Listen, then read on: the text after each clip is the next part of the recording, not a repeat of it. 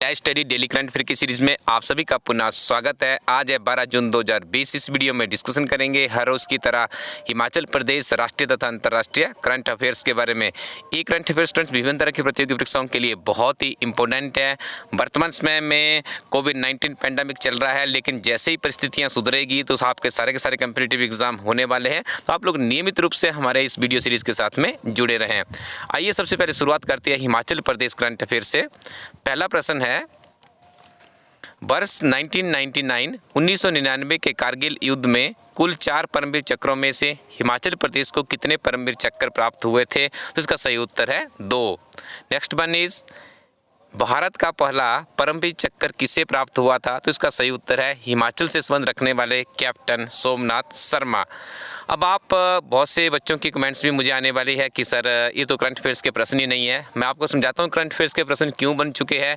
क्योंकि आपको ज्ञात होगा 9 तारीख को हिमाचल प्रदेश में 9 या 10 तारीख को आई थिंक हिमाचल प्रदेश में पहली वर्चुअल रैली का आयोजन किया गया। उस रैली में जब संबोधन किया गया तो कहा गया कि हिमाचल देवभूमि के साथ साथ वीरों की भूमि भी है। तो दोनों नाम वहाँ पे सुर्खियों में थे विभिन्न तरह के समाचार पत्रों में। और यदि हम पिछले एक दशक के कम्पिटिटिव एग्जाम के प्रश्न देखें तो ऐसे प्रश्न ही आने की परंपरा बनी हुई है जो कि विभिन्न तरह के न्यूज़पेपरों में सुर्खियों में रहते हैं। तो ये बहुत ही महत्वपूर्ण प्रश्न था। Next one is, Himachal Pradesh में 10 जून 2020 को पहली वर्चुअल रैली का आयोजन किस राजनीतिक दल द्वारा किया गया? देखिए आपको मैंने पहले भी बताया 10 जून इसकी सही डेट होगी। ये जो वर्चुअल रैली का जमाना आया, देखिए पैंडेमिक के बीच में भी यदि किसी राजनीतिक दल को अपना जनसंवाद जारी रखना है तो उसके लिए उसे वर्चुअल रैली का सहारा लेना पड़ेगा। और एक बात और याद रखिएगा, यहाँ से 7 जून 2020 को ही जो हमारे गृह मंत्री है अमित शाह जी, उनके द्वारा भी केंद्रीय स्तर पे भारतीय जनता पार्टी के बैनर तले में ही पहली भारत की वर्चुअल रैली का आयोजन भी किया था। तो याद रखिएगा हिमाचल प्रदेश के अभ्यर्थियों के लिए प्रश्न बहुत ही इंपॉर्टेंट है। नेक्स्ट वन इज, कुल्लू जिले के देवालयों की मिट्टी और माता बूढ़ी नागिन की सरियोलसर झील का पवित्र जल किस मंदिर के निर्माण में उपयोग किया जाएगा? तो इसका सही उत्तर होगा अयोध्या के राम मंदिर। हाल ही में सुप्रीम कोर्ट ने निर्णय दिया था कि वहाँ पे अयोध्या में राम मंदिर का निर्माण होगा। तो उसके लिए देखिए इस तरह के पूरे भारत के जितने भी हिस्टोरिकल प्लेसेस है जहाँ पे बहुत से लोगों की आस्था जुड़ी हुई है, वहाँ से कुछ न कुछ सामग्री वहाँ के लिए भेजी जा रही है। तो हमारे हिमाचल के कुल्लू जिला के देवालयों की मिट्टी और माता बूढ़ी नागिन की सरियोलसर झील का पवित्र जल भी वहाँ पे भेजा जा रहा है। याद रखिएगा इस तरह के प्रश्न डिस्ट्रिक्ट मैनेजर या इस तरह की जो क्लास 1 की पोस्टें होती है उसके लिए पूछने की परंपरा बनी हुई है।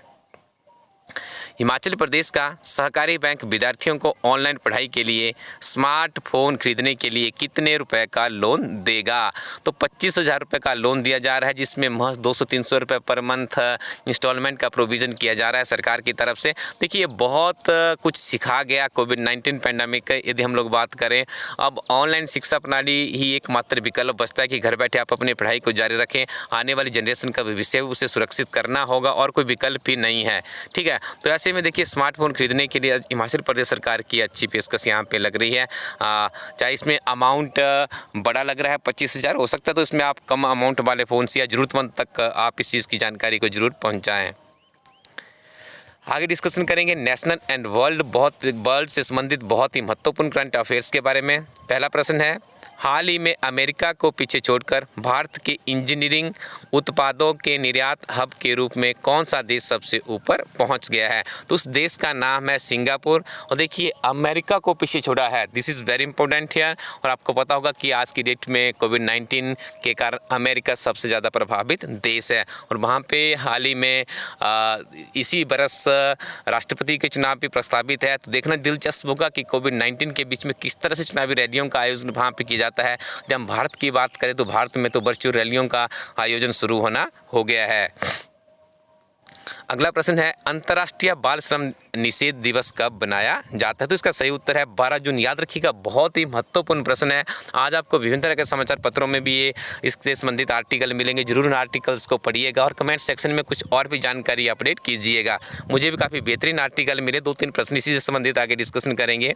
आपसे भी पूछा जा सकता है कि पहली बार अंतर्राष्ट्रीय बाल श्रम निषेध दिवस कब बनाया गया था? तो उसका सही उत्तर होगा वर्ष 2002।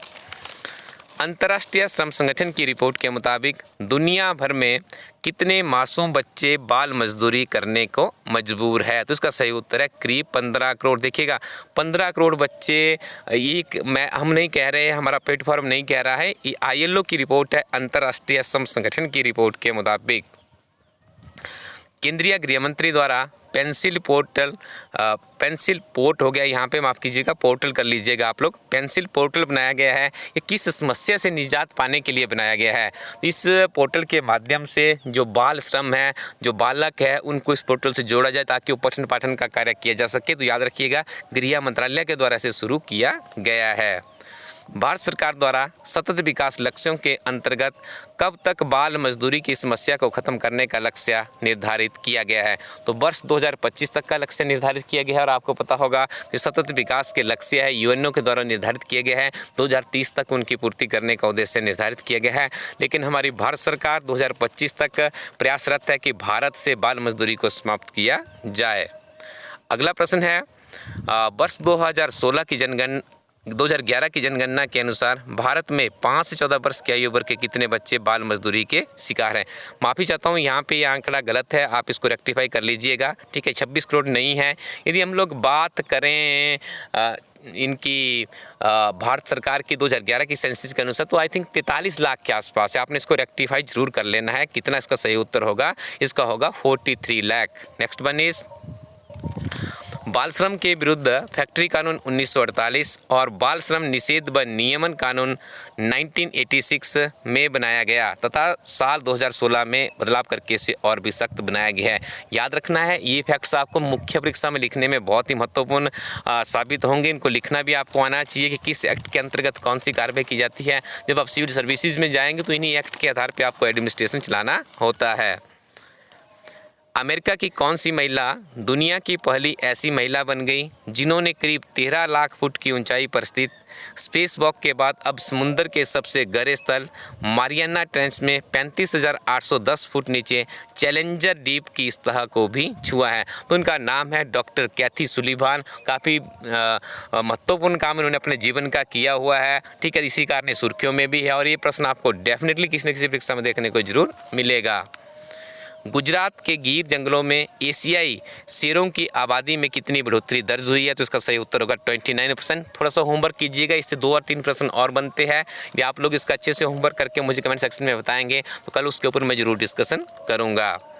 स्टूडेंट्स, आपको एक ऐसी किताब से परिचित करा दे जिसकी हिमाचल प्रदेश में कई वर्षों से आवश्यकता थी। विभिन्न तरह की किताबें आपने देखी होगी जो कि हिमाचल प्रदेश की कम्पिटिटिव एग्ज़ाम की जानकारी को संजोए रखे हुए हैं, लेकिन एक ऐसी किताब चाहिए थी जो कि स्पेशली विशेष तौर पे कम्पिटिटिव एग्ज़ाम के लिए ही बनाई गई हो और ऐसी किताब है जिसमें आप अपने आप को इवेल्युएट भी कर सके। तो हमारी टीम आप लोगों के लिए लेकर आई है हिमाचल प्रदेश एक समग्र अध्ययन किताब। इस किताब के पहले पार्ट में आपको संक्षिप्त शॉर्ट नोट्स की फॉर्म में अध्ययन सामग्री मिलेगी। पार्ट नंबर 2 में आपको क्लर्क से लेकर HS तक की परीक्षाओं के ओल्ड क्वेश्चन पेपर मिलेंगे।